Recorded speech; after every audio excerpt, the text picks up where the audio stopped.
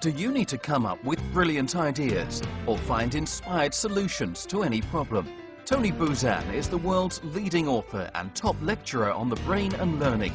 He has changed the lives of over 250 million people with his revolutionary system of mind mapping. So, what is a mind map?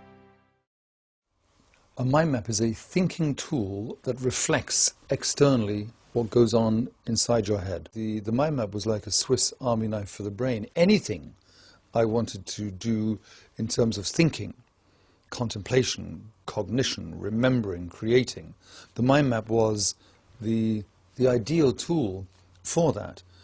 Mind mapping is straightforward and fun. We start in the center of a blank page.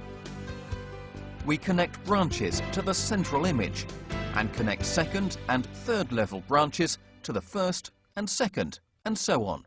The brain is radiant. It thinks centrally and explodes out in all directions.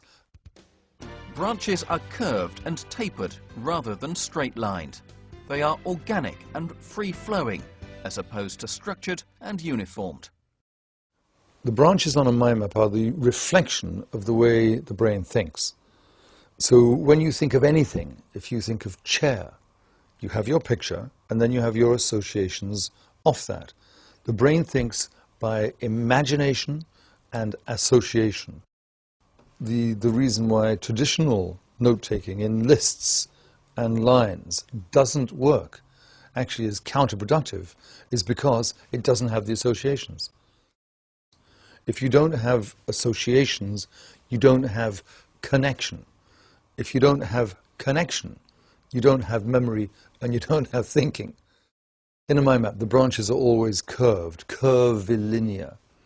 Reason why? Nature is curvilinear. And if all the branches are straight, it is literally rigid, similar, and therefore boring. The brain will very quickly get unhappy with a whole bunch of rigid, straight lines. It gets absorbed and intrigued by the beauty of curvilinear. We add one word to each branch. One of the important points in structuring a mind map is to have one word per branch. Why? Because if you have one word, that one word with all its associations is free. If you put them together, you're making it more rigid. And very simply, for example, if you were mind mapping and you wanted to put Tony Buzan, if you put Tony Buzan, you've stuck them together with glue. But if you put Buzan and then Tony, you've got the freedom to radiate out my father, my mother, my brother, the history of the name, etc. So the single word per line gives you much more freedom, much more creativity, much more clarity. Ideally, the length of the word should be the length of the branch, for the very simple reason that if this word here is then placed next to this word here, and the branch and the word are the same line, then the meeting point is very close. So the two words are in space close, i.e. they're connected.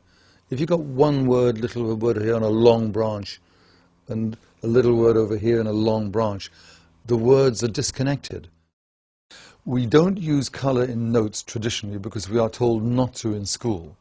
All the research says exactly the opposite should be so. We love color, and studies at London University showed that people who use color and image in their imagination when they are learning and trying to remember inevitably do better than those who don't. We use images throughout. Throughout a mind map, there should be key words and key images. And if an image is easy for you to do, you know, instead of people, you can quickly just draw 3 little stick figures. The image is a picture. The picture is worth 1,000 words.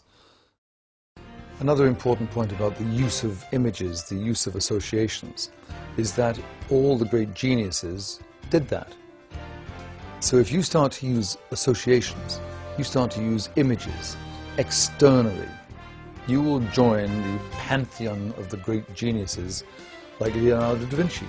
Leonardo did it. Darwin did it. Beethoven did it. Every genius used image and associations, and the mind map is the process by which you can do that. It's a genius tool.